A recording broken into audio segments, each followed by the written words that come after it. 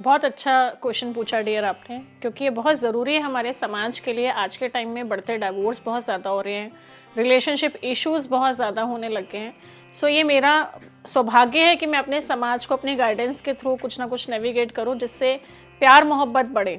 सबसे पहले तो इंडियन मेंटालिटी में प्यार को एक बहुत गलत वर्ड समझा जाता है, लेकिन मैं ये जानती हूँ जिस भी इंसान के लिए हम जी रहे हैं, चाहे वेदर हम अपने लाइफ पार्टनर के लिए, पेरेंट्स के लिए या अपने बच्चों के लिए, जिनके लिए भी हम पूरा दिन भाग दौड़ की ज़िंदगी में हैं, पैसा कमा रहे हैं, वो हर कोई हमारा वैलेंटाइन है सबसे पहले। और अगर मैं बोलूँ जैसे आई लव माई गुरुजी, तो गुरुजी इज़ माई वैलेंटाइन, क्योंकि हमारी लाइफ में वो एक रोल मॉडल लेके आते हैं कि why we have to do. सबसे पहले रोज़ एक ऐसा सिंबल है जिसे आप देख सकते हो, प्रतीक है प्यार का। ठीक है, बहुत सारे लोग वैलेंटाइन डे पे एक दूसरे को फ्लावर देते हैं। वो सिर्फ एक ही दिन नहीं देना, वो डेली देना है। और फ्लावर क्या मतलब है? एक रिस्पेक्ट, एक रिगार्ड। तो आप डे टू डे लाइफ में, अगर मैं हस्बैंड वाइफ की भी बात करती हूँ, तो हस्बैंड अगर घर के लिए कुछ कर रहे हैं या वाइफ घर के लिए कुछ कर रही है, एक दूसरे पे एहसान नहीं कर रहे हैं। जो सबसे बड़ी बात आजकल मुझे फील हो रही है वो हो रही है लोगों में ईगो। मैंने ये किया, मैंने तुम्हारे लिए ये किया। सो वो एक दूसरे को जताने में ना ज़्यादा बिलीव करते हैं रादर कि हाँ हमने ये किया। सो जिस दिन ये सोच बदल जाएगी लोगों की कि वी आर अ फैमिली, तो उस दिन मुझे लगता है आधे से ज़्यादा क्लैशेस ख़त्म हो जाएंगे।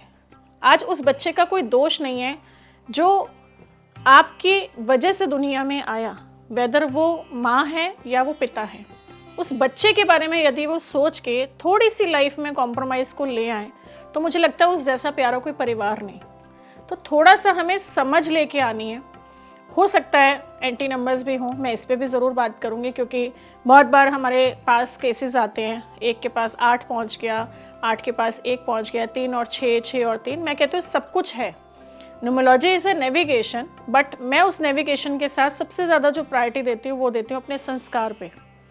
आपको ऑनेस्टली एक बात बताऊँ तो मेरे और मेरे हस्बैंड के भी एंटी नंबर है। Still I am having the 27 years of my married life. आज भी कहते हैं ना टॉम एंड जेरी हैं हम, लेकिन साथ भी हैं और नहीं भी हैं, क्योंकि वी हैव द ओपिनियंस। उनका अपना ओपिनियन है, वे ऑफ वर्किंग, मेरा अपना है way of working. Just need to accept. एक दूसरे को जिस दिन एक्सेप्टेंस पे ले आएंगे ना, उस दिन बहुत सारे घर खुशियों से भर जाएंगे। यहाँ सबसे बड़ा चैलेंज क्या आ रहा है? ईगो। माइनस और माइनस प्लस होते हैं, ध्यान रखना। भगवान ने एक जैसे इंसान नहीं बनाए। जिस दिन हम ये सोच लेंगे कि चलो आज हस्बैंड का मन कर रहा है नॉनवेज खाने का या पनीर खाने का, तो मैं भी उनको सपोर्ट कर दूं, या वाइफ का मन कर रहा है चलो आज मूंग की दाल बनानी है या मटर पनीर बनाना है, तो चलो आज मैं वो एडजस्ट कर लूँ। वो एडजस्टमेंट लेवल लोगों में ना ख़त्म हो रहा है। सो कुछ चीज़ें जो सिर्फ मैं से शुरू हो रही हैं, वो मैं पे ही ख़त्म हो रही हैं। इसको सिंपल सा रिलेट करूँगी मैं न्यूमरोलॉजी से भी, क्योंकि एक्सेस ऑफ 9 भी मैं देता है। जिन लोगों की डेट ऑफ बर्थ में 2 या 2 से ज़्यादा 9 आएंगे ना, ऑटोमेटिकली ईगो अपलिफ्ट होती है, which is a number of Mars. और ये साल भी देखो मार्स का है, पैशन का आ रहा है। ठीक है, वहाँ पे भी मैं रिलेट करूँगी। You need to balance yourself in this simple form of meditation.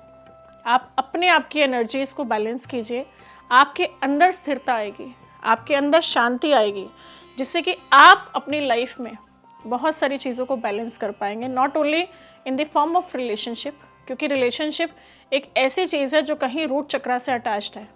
मूलाधार चक्र, अगर डेटी बोलूँ तो मैं डेटी है हमारे गणेश भगवान, वो जैसे एक्टिवेशन होती है वहाँ हम लोग रिलेशनशिप में भी इन्वॉल्व रहते हैं और फाइनेंशियली भी इन्वॉल्व रहते हैं, क्योंकि वो मनी भी दे रहे हैं। तो हम इन चीज़ों को अगर बैलेंस करते हैं, पैसे के साथ साथ बहुत सारी चीज़ें भी आती हैं। तो यहाँ फोकस करने की ज़रूरत है अपनी सराउंडिंग्स पे। एज ए NLP ट्रेनर बात करूँ तो सबकॉन्शियस को ट्रेन कीजिए। आज के टाइम में प्रॉब्लम्स का आ रही है, फीमेल्स जो है करियर ओरिएंटेड ज़्यादा हो चुकी हैं, थोड़ी सी फैमिली की प्रायोरिटीज़ कम हो रही है। ये हो रहा है, ये सच चाहिए, राइट। तो उसके लिए हमें ये भी समझना है, अल्टीमेटली आप मिलियंस में भी आ जाओगे, बिलियंस में भी आ जाओगे, यू नीड समवन, वो फैमिली का ही पार्ट होंगे। चाहे आपके हस्बैंड कह लो, चाहे बच्चे कह लो, और कुछ नहीं होता तो आजकल लोग पेट रख लेते हैं, बट यू लव समवन।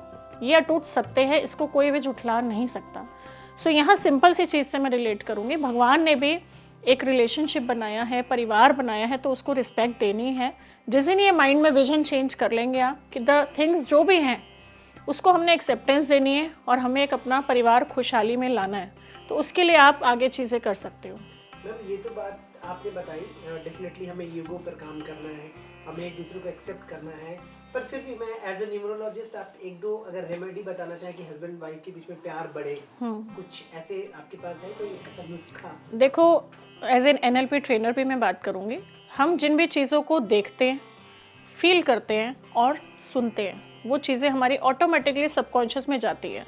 ये लोगों में मिथ है कि सबकॉन्शियस जो है वो 4% काम करता है, जबकि उल्टा है। यहाँ सबकॉन्शियस 96% काम कर रहा है। कॉन्शियस माइंड जो हम खुली आँख से देख रहे हैं वो 4% काम कर रहा है। आज मैं आपको नींद में भी बोलूँगी ना कि आपको ये चीज़ करनी है, या डोर बेल भी बजी होगी तो आप नींद में उठ के डोर खोलेंगे, क्योंकि आपका सबकॉन्शियस तो एक्टिव है। बचपन की भी चीज़ें याद हैं आपको आज, ठीक है।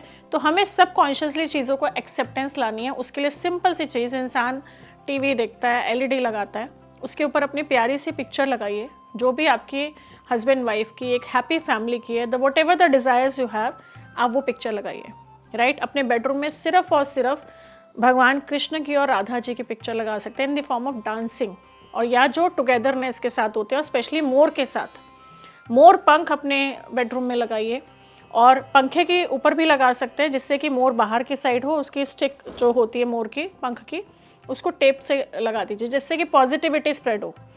और रोज़ को क्यों सिम्बलाइज किया गया है, राइट। तो रोज़ की खुशबू आपके रिश्तों में और मधुरता लाती है। एक अंडरस्टैंडिंग लेवल भी बढ़ाने की कोशिश करेंगे, और कोशिश करके कोई डिफ्यूज़र लगाइए, और कुछ नहीं तो रोज़ की अगरबत्ती का यूज़ करना शुरू कीजिए। रोज़ का इत्र आता है आजकल, उसको यूज़ कीजिए, क्योंकि आपकी सेंसेस सबसे ज़्यादा एक्टिव होती हैं, तभी आप उन सेंसेस को एक्टिवेट करके अपने सबकॉन्शियस में काम कर पाते हैं। तो यहाँ चीज़ें जब आप सिंपल तरीके से लेके जाएंगे, वो आपके साथ काम करेंगे। बहुत सारे लोग शादियों में फ़ोटोग्राफ़र बुलाते हैं, महंगी महंगी एल्बम्स बनवाते हैं, उन मेमोरीज़ को कैद करते हैं। लेकिन अगर मैं आपसे एक सवाल पूछूं, और प्लीज़ मैसेज ज़रूर करना माय व्यूअर्स, कि आपको कितने साल हो गए अपनी शादी की एल्बम को उठाए हुए और उसको देखे हुए? सिर्फ वो बंद है। जब हम उस वक्त पे जाएंगे ना, क्योंकि उस टाइम पे हमने उस इंसान के लिए एक्सेप्टेंस दी थी, रिश्ते के लिए हाँ की थी, तभी वो रिश्ता हुआ। वो इंसान बहुत अच्छा लग रहा था, हो सकता है 1 महीना, 1 साल, 10 साल, उसके बाद क्या ऐसा हुआ जो वो इंसान आज अच्छा नहीं लग रहा? यही का तो खेल है सारा दिमाग का।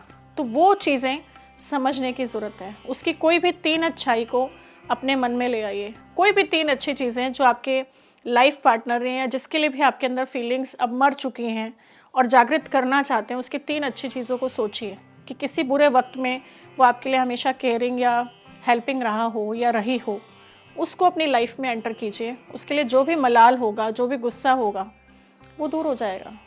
सिर्फ खेल है यहाँ का। जिस दिन इंसान अपने यहाँ से सब चीज़ों को वेव कर देता है, क्योंकि बहुत सारे लोग मुझे मैसेज करते हैं, मैम हम भुला नहीं पाते, किसी ने कुछ कह दिया, XYZ हो सकता है। आज के टाइम में हर रिश्ते में प्रॉब्लम आती जा रही है, बहन भाई को लेके, पति पत्नी को लेके, पेरेंट्स बच्चों को लेके। आजकल बहुत सारी ऐसी चीज़ें मेरे पास डेली मैसेज के रूप में आती हैं। वहाँ सिंपल सी मैं चीज़ एक ही बोलूँगी, उनको माफ़ कर दीजिए। हम रोज़ सुबह उठते हैं, हम भगवान को कहते हैं, भगवान जी हमें बख्शो। हम भी तो एक्सपेक्ट कर रहे हैं कि भगवान हमें माफ़ कर दें, हम भी तो रोज़ गलतियाँ करते हैं।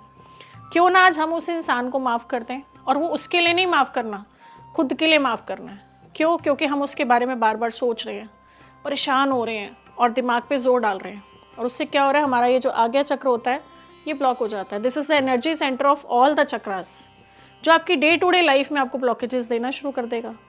सिंपल सी चीज़, जिस भी गॉड गुरु गाइडेंस को आप मानते हो, वहाँ पे बैठिए उनके सामने, अपने इस हथेली को राइट हैंड की अपने माथे पे रखिए, उस इंसान के बारे में सोचिए जो भी उसने आपके साथ अच्छा किया होगा, एंड फॉरगेट एवरीथिंग, कि मैंने माफ़ किया। यूनिवर्स में बोलिए कि मैंने उस इंसान का नाम लीजिए, ABC को मैंने माफ़ कर दिया। 3 बार बोल के देखिए, यू विल फील रिलैक्स्ड। आप बहुत हल्का फील करेंगे, आपके मन में उस इंसान के लिए गुस्सा ख़त्म हो जाएगा, और आप उस इंसान के लिए कहीं ना कहीं प्यार और रिस्पेक्ट ला पाएंगे। जो वैलेंटाइन डे है ना, वो हमारा वेस्टर्न कल्चर से आया है, जो हम सिर्फ एक दिन मनाते हैं, और मुझे लगता है हम डेली वैलेंटाइन डे मना सकते हैं।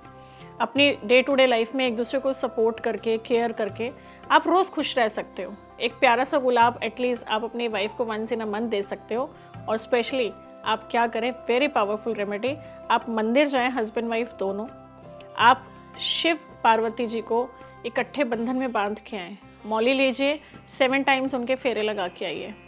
आप महीने में जब एक बार भी ये पावरफुल रेमेडी करना शुरू कर दोगे ना, as a token of gratitude कि जैसे आपका बंधन है जो सालों साल से चलता आ रहा है, ऐसे ही हमारा जीवन प्यार से रहे, बंधन में रहे, आप देखिए आपकी लाइफ में खुशियाँ और प्यार ऐड होना शुरू हो जाएगा।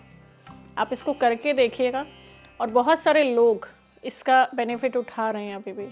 तो सिंपल चीज़ें ना लोग करते नहीं हैं, ये सबसे बड़ी समस्या। कुछ कॉम्प्लिकेटेड बता देंगे तो ज़रूर करेंगे, लेकिन सिंपल चीज़ें आपको डे टू डे लाइफ में जल्दी इफ़ेक्ट्स देती हैं। सो फील द डिफरेंस, करके देखिए, डेफिनेटली आपकी लाइफ में बदलाव आएगा, खुशियाँ आएंगी, प्यार आएगा। Thank you ma'am, happy Valentine Day. Same to you, thank you so much, blessings all of us.